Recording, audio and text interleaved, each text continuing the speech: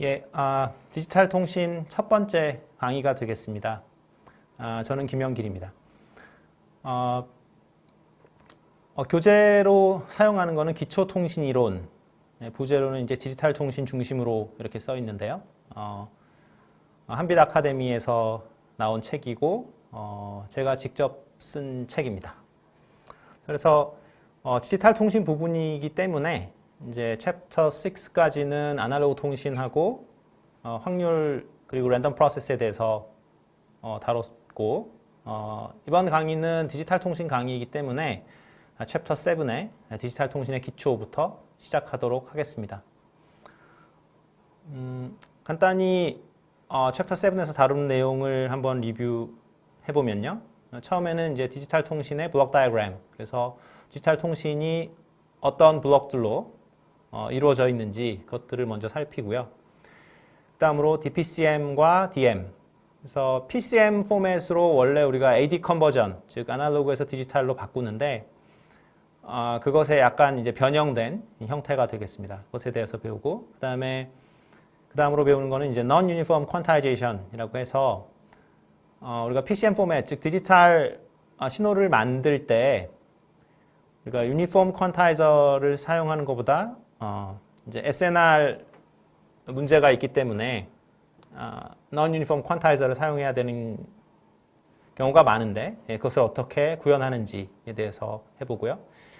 그 다음에 7.4 섹션에서는 디지털 통신의 성능 척도, 그리고 왜 디지털 통신을 써야 하는가, 그런 것에 대해서 다룰 것이고, 그 다음으로는 이제 로우 패스 등가 신호, 그래서 그 회로에서 배우는 페이저하고 똑같은 컨셉이 되겠습니다. 그래서 디지털 통신의 그 시그널들을 다룰 때 우리가 실제로 그 안테나에서 나가는 뭐 신호, 직접 수신 신호를 다루지 않고 수학적으로 좀 더 간편한 로우 패스 이퀴벌런트 시그널을 다루게 되는데 그것에 대해서 다루고요. 그 다음에 마지막으로는 바이너리 베이스밴드 디지털 모듈레이션에 대해서 아주 간단한 그 베이스밴드 모듈레이션에 대해서 살펴보도록 하겠습니다. 그래서 오늘은 이제 첫 강의, 그래서 1차시 강의이기 때문에 7.1 디지털 통신의 블록 다이어그램 위주로 강의를 하도록 하겠습니다.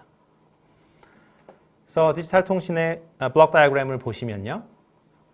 네, 이렇게 생겼는데요. 먼저 그 인포메이션 소스가 있겠습니다. 그래서 이제 인포메이션 소스가 있는데, 인포메이션 소스는 크게 이제 아날로그 신호가 될 수도 있고, 또는 이제 디지털 신호가 될 수가 있어요. 그러니까 뭐 예를 들면은 제가 말하는 이런 음성 신호 같은 경우는 이제 아날로그 신호가 되겠죠. 그래서 아날로그 신호는 우리가 보통 이제 어떻게 표현을 하냐면은 뭐 어떤 메시지에 이렇게 뭐 어떤 시간에 따른 어떤 함수, 뭐 이런 식으로 M of T 뭐 이런 식으로 나타내겠죠. 그런데 만약에 그 소스 자체가 파일일 수가 있습니다. 그 인포메이션 소스 자체가 파일인 경우에는 뭐 바이너리라고 얘기를 한다면요. 아니면 뭐 파일이면은 뭐 텍스트 파일이면 뭐 A, B, C, D 뭐 이렇게 돼 있겠죠. 그러면 이걸 뭐 10 뭐 110 뭐 이런 식으로 어떤 바이너리 시퀀스가 있을 수도 있겠죠. 그러니까 이 인포메이션 소스라고 할 때 우리가 보내고자 하는 것이 어떤 아날로그 신호일 수도 있고 아니면 디지털 신호일 수도 있겠습니다. 그러면 이제 그것을 어떻게 가공을 하냐? 그러면은 맨 처음에 이제 만나는 블럭이 그 소스 코딩 블럭입니다. 그러니까 소스 보호화, 그래서 소스 코딩 블럭이라고 하는데 뭐 소스 코딩이라고 해도 좋고 소스 인코딩이라고 해도 좋습니다. 그래서 일반적으로 이렇게 반쪽을 이렇게 나눕니다. 이렇게 나눠서 그 맨 먼저 이제 진행되는 것은 뭐냐면 AD 컨버전이 되겠죠. 그래서 AD 컨버전, 이 앞쪽에서 이렇게 진행이 되는 것이 이제 AD 과정이 되겠습니다. 이게 AD 컨버전은 무슨 과정이냐면 아날로그에서 디지털로 바꾸는 과정이죠. 아날로그에서 디지털 바꾸는 과정은 이제 샘플링, 퀀타이제이션, 인코딩 이렇게 세 과정을 거쳐서 PCM 포맷이 만들어지겠습니다. 그런데 여기 지금 보시다시피 소스 자체가 디지털인 경우가 있다고 했었죠. 그 소스 자체가 디지털인 경우에는 이미 디지털이니까 AD 컨버전이 필요가 없겠죠. 그러니까 인포메이션 소스가 아날로그면은 AD 컨버전을 해야 되는 거고, 인포메이션 소스가 처음부터 디지털이면 AD 컨버전이 필요가 없게 되겠습니다.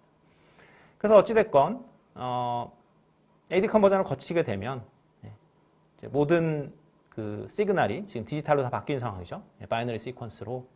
그 다음에 이제 소스 부호화의 블럭이 하는 일이 하나는 이제 AD 컨버전 필요할 때 인풋이 아날로그 시그널일 때 이렇게 바꾸고요. 그 다음에 데이터 컴프레션이 되겠습니다. 그래서 데이터 컴프레션은 여러분들이 아시는 이제 데이터 컴프레션은 뭐 여러 가지가 있겠습니다만 뭐 MP3도 그 음악 파일을 우리가 데이터 컴프레션 한 거고요. 또는 뭐 R집 뭐 이런 소프트웨어 아시죠? zip이나 뭐 RAR나 이런 포맷을 보면은 이제 데이터를 압축하게 됩니다. 그래서 원래 특히나 이제 MP3 같은 경우는 사실은 그게 그 로시 코딩이죠. 그래서 그 원래 오리지널 오디오 파일로 돌아갈 수가 없게 되는데요. MP3를 압축을 하게 되면. 근데 잘 아시다시피 zip이나 뭐 RAR로 이렇게 압축을 하면 어떻게 됩니까? 다시 돌아가죠. 그렇죠? 전혀 손실이 없습니다. 그래서 무손실 압축이 되는데요. 그러니까 로스리스 코딩이라고 하는데 우리가 이 클래스 내내 배울 거는 이제 로스리스 코딩이 되겠습니다.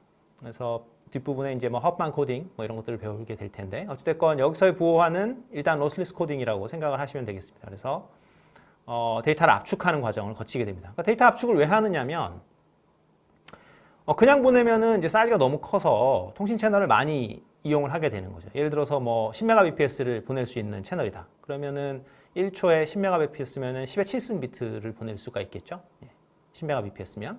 근데 우리가 압축을 뭐 50% 압축을 했다. 그러면 이제 반으로 압축을 하면 어떻게 됩니까? 그러면은 뭐 5Mbps 링크만 있어도 우리가 충분히 데이터를 보낼 수 있죠. 아니면은 10Mbps 링크면 10의 7승 비트를 보내는데 아까는 1초가 걸렸었는데 우리가 압축을 50%로 하게 되면 0.5초 만에 데이터를 모조리 받을 수 있겠죠. 그러니까 뭐 영화 같은 거를 영화든 그게 뭐 음악이든 간에 압축을 하면 할수록 수신자는 좀 더 빠르게 데이터를 받아볼 수가 있게 됩니다. 그러니까 그 링크 자체의 스피드를 빠르게 할 수도 있지만 링크 자체의 통신 링크 자체의 스피드가 정해져 있을 때 데이터를 빠르게 보내고 싶다 하면은 우리가 쓸 수 있는 방법이 우리가 보낼 것 자체를 압축해 버리면 되는 거죠.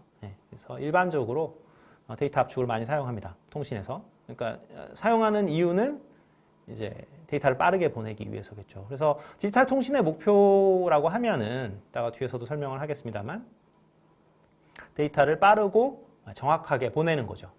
그러면 여기서 소스 부호화, 즉 소스 코딩을 왜 하냐라고 하면은 소스 코딩에서 이 데이터 압축이라는 것이 있고 이것은 데이터를 빠르게 보내기 위해서 하는 거죠. 그러니까 정확하게 보내는 거랑은 상관이 없고요. 그냥 빠르게 보내기 위해서 우리가 데이터 압축을 하게 되겠습니다.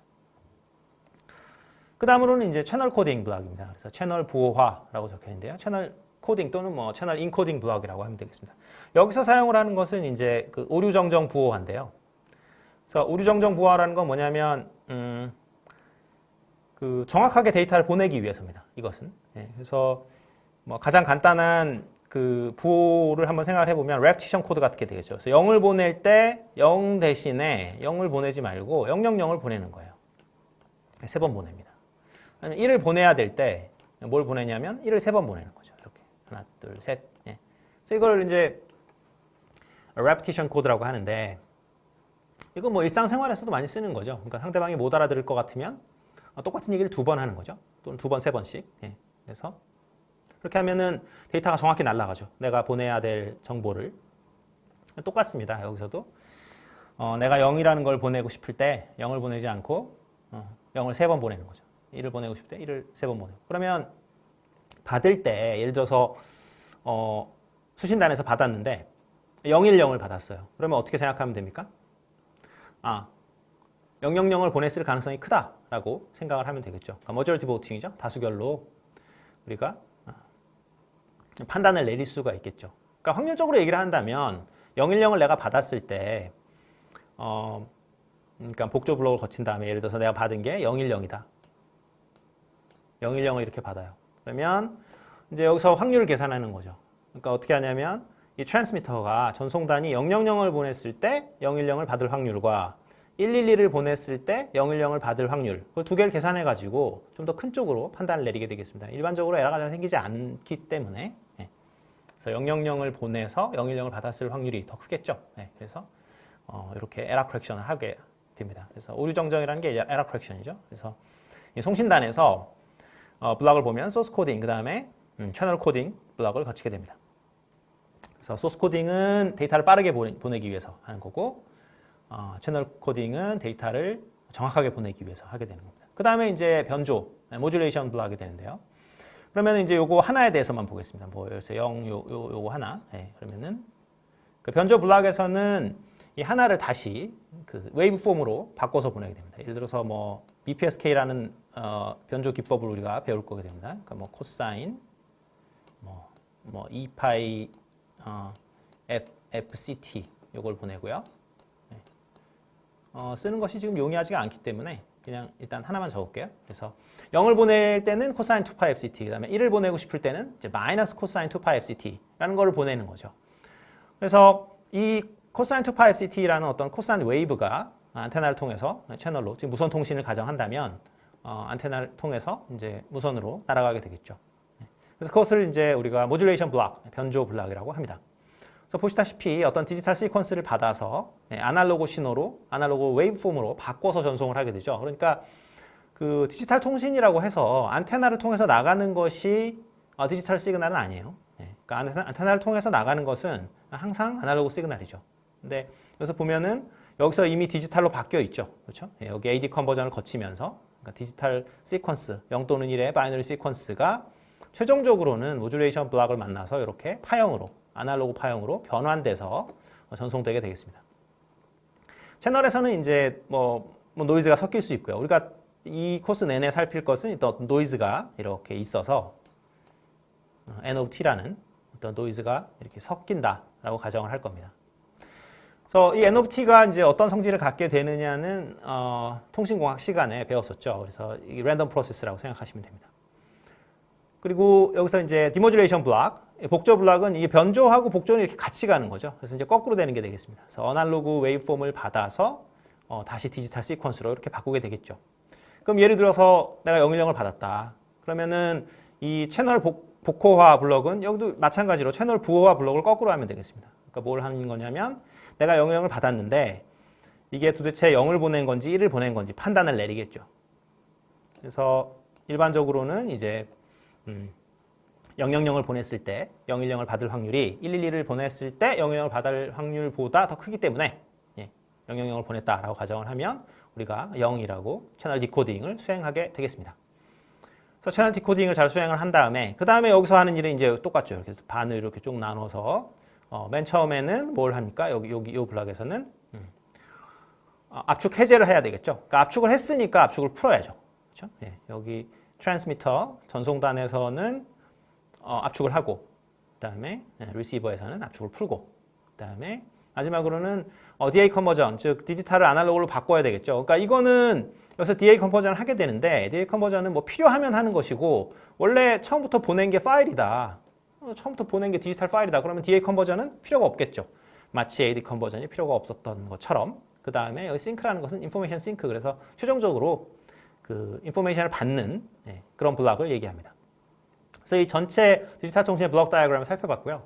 이것에 대해서 이제 이 코스 내내 가장 주의를 기울여서 볼 블록은 이 변조하고 복조 블록이 되겠습니다. 특히나 어떤 모듈레이션들을 실제로 우리가 사용을 하고 있고 그것이 뭐 LTE든 아니면 와이파이든 어떤 시스템에서 어떠한 변조를 사용하고 있고 그 다음에 복조 시스템을 어떻게 구현할 것인가 이런 것에 대해서 살펴보도록 하겠습니다.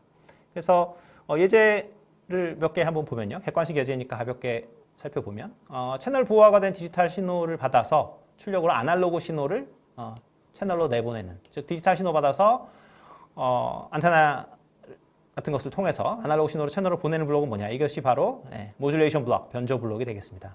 그다음에 다음 예제를 보면요. 데이터를 보다 정확히 전송하기 위해서 에러 커렉션 코딩을 사용을 하게 되는데 이때 부호화를 수행하는 블록은 뭐냐? 이것도 트랜스미터에 있는 블록이죠. 채널 보호화, 즉 채널 인코딩 블록이 되겠습니다. 그래서 7.1 디지털 통신의 블록도에 대해서 살펴봤습니다. 감사합니다.